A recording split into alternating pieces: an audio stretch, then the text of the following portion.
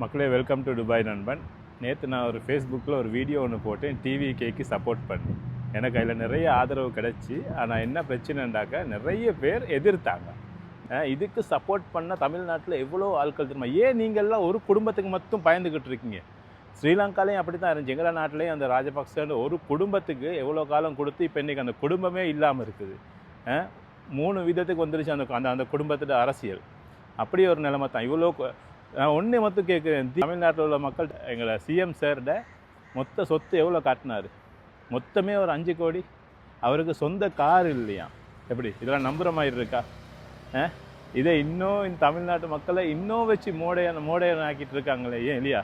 இந்த அளவு ஏன் மக்கள்லாம் இவ்வளோ ஏன் மோடையாகுறீங்க? அது சிறுபான்மை மக்களை முஸ்லீம்களை வந்து பிஜேபி உள்ளே வந்துடும், நீங்கள் திமுகவுக்கு ஓட் பண்ணாட்டி பிஜேபி உள்ளே வந்துடும் பாய், பிஜேபி வந்துடும் பாயின்னு பயங்காட்டி. இப்போ அந்த காலத்துலேருந்து அந்த பயங்காட்டி எங்களோட மக்களும் அதுக்கு அடிமையாகிட்டாங்க. அந்த ராஜபக்ச ஸ்ரீலங்காவில் முஸ்லீம்களை வச்சுருந்த மாதிரி தமிழ்நாட்டில் திமுக வச்சுக்கிட்டு இருக்குது.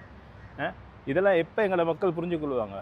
அதே ஒரு மனுஷன் வந்திருக்கான், அவன் அத்தனை கோடியை விட்டுட்டு வந்திருக்கான், சம்பாரிச்சதெல்லாம் விட்டுட்டு மக்களுக்கு சேவை செய்யணும்னு வந்திருக்கான்னு அவனுக்கு சப்போர்ட் பண்ணால் நாங்கள் தற்கூரி.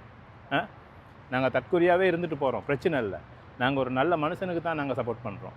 தமிழ்நாட்டில் இருக்க தளபதிக்கு அப்போ எவ்வளோ எதிர்ப்பு வரும் இல்லையா? 26 கட்சி கூட்டணி சேர்ந்த டிஎம்கே அப்போ எவ்வளோ எதிர்க்கும், எவ்வளோ பயப்படுதா இருக்கும்ல இந்த ஒரு மனுஷனை பார்த்து. அவன் நின்னா குத்தம், நடந்தா குத்தம், வாகனத்தில் தலையை வெளியே போட்டால் குத்தம், வாகனத்தில் இறங்குனா குத்தம், விட்டு வெளியே வந்தால் குத்தம், இப்படி எல்லாமே குத்தோடு பிடிச்சி இவ்வளோ நாள் வெளியே வர விடாமல் வச்சுருந்த திமுக இப்போ வெளியே வந்துட்டான். இதுக்கு சப்போர்ட் பண்ண தமிழ்நாட்டில் எவ்வளோ ஆள்